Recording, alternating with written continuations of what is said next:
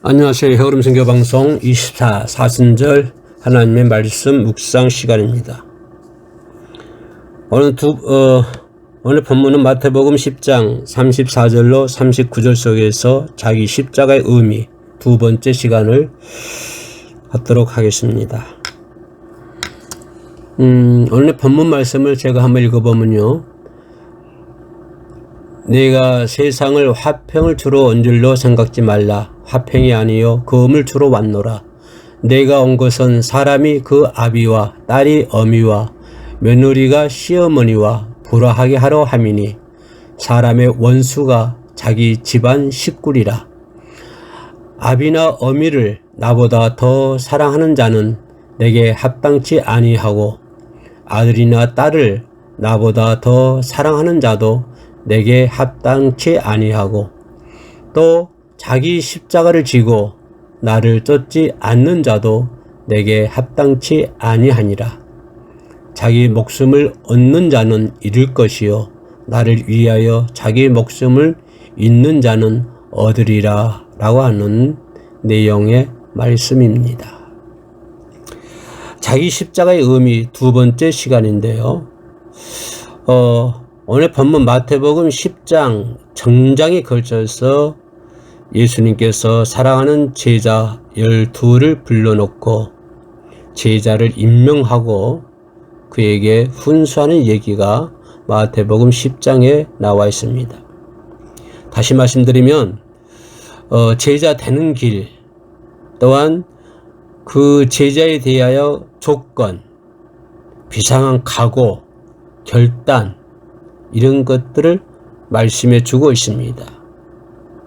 아주 궁극적이고 긍정적이고 적극적이고 창조적인 그런 자세를 예수님께서 제자들을 이렇게 임명하고 훈시하는 내용의 말씀이 되겠습니다.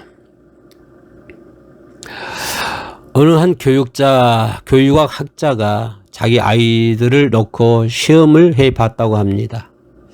아이들이 이렇게 벌벌 기어 다닐 때 그 아이들 기어 다니는 앞에다가 장애물을 놓아 봤다고 합니다. 어떤 아이는 장애물만 딱 앞에 있으면 기어 가다가 멈추는 거예요. 그거는 체념형입니다. 그랬더니 한평생 그 아이는 그렇게 살더랍니다.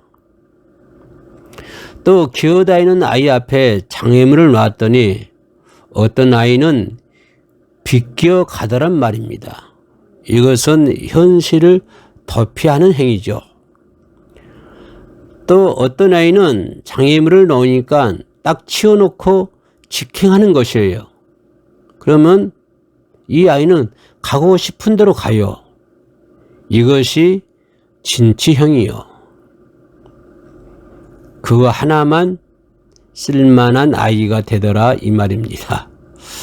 좀 비유가 좀 그렇습니다만은 오히려 예수님은 이렇게 말씀해 주고 있습니다. 검을 주로 왔노라.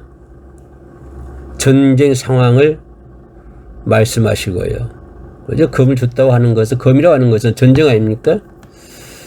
전쟁 상황을 말씀 가정의 전쟁 상황을 말씀하시고 또 가정에 대해서도 가정의 화목, 가정의 평화, 가정이 잘 되는 것, 아이들이 잘 되는 것 이것만 열심히 위합니다마는 그것도 아니라고 하는 거예요.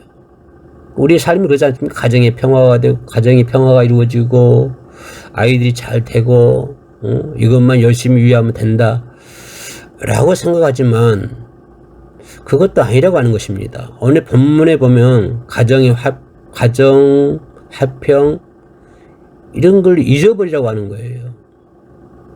그것보다 더 중요하고 근본적인 것이 있다고 하는 얘기입니다.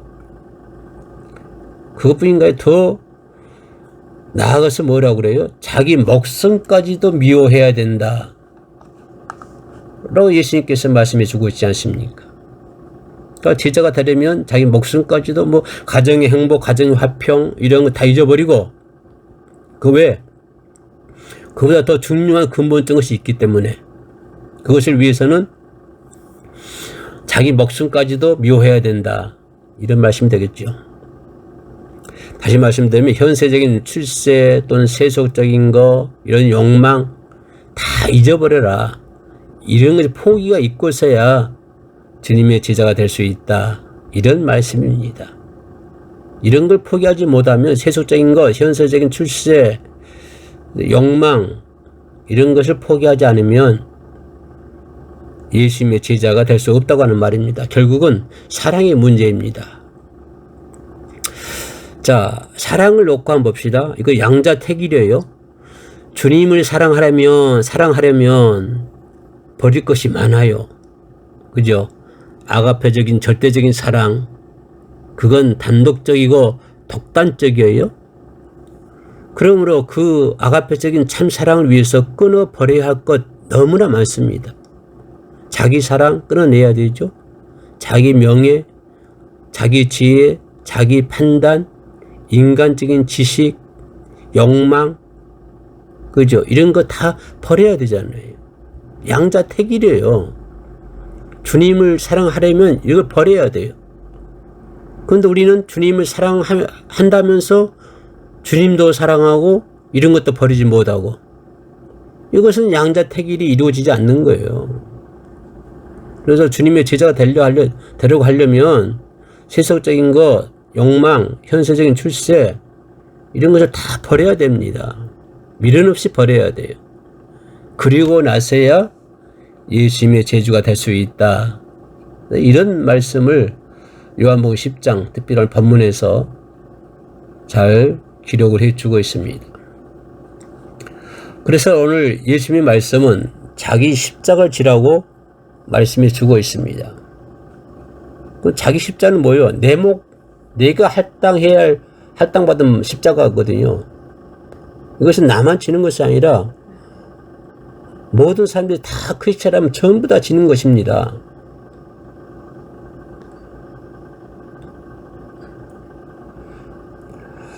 정말로 자기 십자가를 지는 일이 없이 뭘 할 수 있을까요? 계획할 수 있을까요? 모두에게 좋게, 모두에게 이것은 잊을 수 없는 이야기. 그죠? 내 포기를 요구하고 있습니다. 예수님은 더 큰 희생을 우리들에게 요구하고 있어요. 그래서 성경은 말합니다. 뭐라고 그래요? 이제 오히려 미워해야 된다는 말로 표현합니다. 미워해야 된다는 말은 덜 사랑해야 된다고 하는 것이죠. 자, 이런 경우가 있습니다. 순교해야 될 시간에 이 가족 때문에 순교 못하는 사람이 있어요. 뭐 아내가 가부가 된다고 슬퍼하고 아이들이 고아가 된다고 하니까 자식 사랑 때문에, 부부 사랑 때문에 그만 순교해야 할 결정적인 순간에 순교를 못했다. 그 다음에 보니까 본인은 부끄러운 삶을 살지요. 아이들도 잘 될 수가 없지요. 오히려 그럴 때 자식들을 놓아두고 순교했던 사람들이 그 자식들은 우리 아버지는 순교자요, 내 남편은 순교자요 이렇게 칭하지 않습니까? 오히려 그들이 더 활발하게 생명력이 있게 살아가는 것을 볼 수 있습니다. 어찌해야 됩니까? 어떻게 하는 것이 정말로 자식을 사랑하는 것이겠습니까? 오늘 본문에서도 예수님은 지금 전쟁 상황을 말씀하고 있습니다. 어느 율법사가 예수님께 찾아와서 이렇게 어떻게 하면 영생을 얻겠습니까? 라고 묻습니다. 예수님께서 내가 가진 것을 다 팔아 가난한 자에게 주고 나를 쫓으라. 이 사람이 그럴 수가 없었죠. 왜냐하면 근심하며 돌아가는 것을 볼 수가 있습니다. 성경은 이렇게 유감스럽게 설명을 합니다. 정말로 영생의 생을 얻는 것이란 그까지 세상에 뭐 문제입니까? 어차피 버려야 될 건데 이걸 못하고 근심하며 돌아가는 것입니다.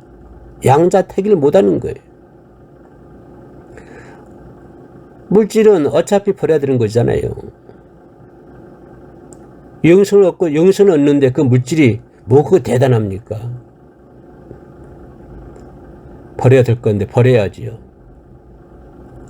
그러면 이 사람은 그 물질 때문에 자기 십자가를 지지 못했다.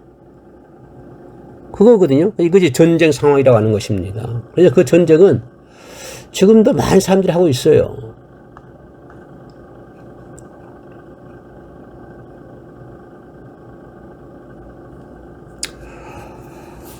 전쟁 때 보면은 요즘 지금도 뭐 전쟁은 그 지구 반대편에서 하고 있습니다만은 전쟁이란 사느냐 죽느냐 이게 문제거든요.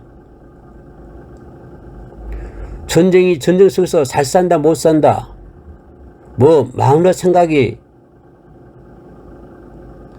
여보 내 생각 납니까? 전쟁하면서 그런 생각 쓸데없는 생각 합니까? 지금 사느냐 죽느냐 이거 하나밖에 없어요. 생명 오로지 생명. 우리는 뭡니까? 십자가를 진다고 하는 것은 오로지 영생이죠. 영생 하나밖에 없습니다. 여기다 초점을 맞춰야 돼요. 전쟁 상황이죠. 그래서 예수님이 말씀하는 거예요. 여기에 가족, 자기 생명, 이 세상의 평화, 번영, 쓸데없는 생각 말아라 라고 하는 것입니다. 다 잊어버리라고 하는 거예요. 다 잊어버려라. 그래야 참다운 것을 얻을 수가 있는 것입니다.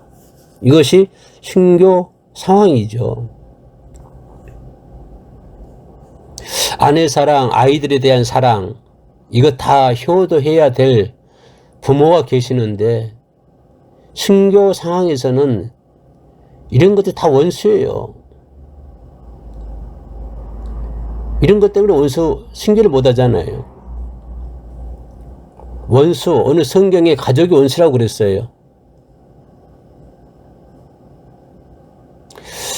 내 가족이 내 출세길을 막는다 그런 것이 아닙니다. 내가 주님께서 사는 순교 상황에서는 가정이 원수로 가는 거예요. 그런가 하면 이건 실제 상황입니다. 현실적이고 실존적인 것입니다. 이제 예수님께서 십자가에 지는 모습을 한번 봐야 돼요. 봐야봐야 음모가 있죠. 빌라도의 정치적 그 만행이 있죠. 바리새인 교인들, 사교도 교인들, 가룟 유다의 배반, 많은 것들이 엉키잖아요. 예수님이 십자가가 다가오고 있는데, 그러나 예수님은 이 복잡한 문제를 아주 간단히 풀어봅니다. 요한복음 18장 11절에서 뭐라고 그래요? 아버지께서 내게 주시는 잔을 내가 마시지 않겠느냐? 겟세마네 동산에서 밤새 기도하고 얻은 응답입니다. 아버지께서 내게 주시는 잔, 사랑하는 마음으로 감사하는 마음으로 받겠다고 하는 것입니다. 이것이 십자가에 대해야 하는 예수님의 기본 자세입니다. 우리 역시 비록 작은 십자가예요. 내 목에는 작은 십자가로 되어지는 자세는 마찬가지입니다. 누구도 원망 마시고 누구 때문도 아니에요. 세상을 탓하지 말고 오로지 아버지께서 내게 주시는 십자가, 내게 주시는 잔, 감사한 마음으로 받아야 됩니다. 갈라디아서 6장 24절에 보면 사도 바울은 이렇게 말합니다. 그리스도는 그 육체와 함께 정과 욕심을 함께 십자가에 못 박았느니라. 마음속 깊이 뿌리박고 있는 정과 욕심을 십자가에 못 박아 버려야 되는 것입니다. 그래야만이 우리는 주님을 만날 수 있어요. 주님이 나와 함께하는 것을 체험할 수가 있습니다. 우리의 모든 근심은 십자가를 안 지겠다는 것이죠. 십자가가 내게서 비껴가기만을 바라는 것이에요. 그 어떤 사람은 교회에다가 십자가 거는 것도 싫어하더라고요. 그리고 가능하면 십자가는 비껴나가고 십자가 조그만 것, 먹거리 정도만 이렇게 생각하는 동안에 그런 사람에게는 참 생명력, 참된 구원의 능력을 체험할 수가 없는 것입니다. 우리의 신령은 새롭게 태어나야 합니다. 내 목의 십자가, 이것을 내게 주시는 것입니까? 이것이 주의 뜻입니까? 이것이 주께서 내게 원하신 것입니까? 그러면 그 길로 가겠습니다. 감사하는 마음으로 찬송하면서 가야 되는 것이죠. 그러면 주님이 함께 하십니다. 주의 능력이 함께 하는 거예요. 성령이 함께 하는 거예요. 그렇게 되면 영원 무한한 자유를 얻게 되고 신비로운 능력을 체험하면서 승리하는 인생을 살게 될 것입니다. 다시 말씀드리면 내게 주시는 십자가, 주님 이것을 내게 주시는 것입니까? 이것이 주의 뜻입니까? 이것이 주님께서 내게 원하는 것입니까? 그러면 그 길로 가겠습니다. 감사한 마음으로, 찬송하는 마음으로 우리는 그 길을 걸어가야 될 줄로 믿습니다. 감사합니다. 샬롬.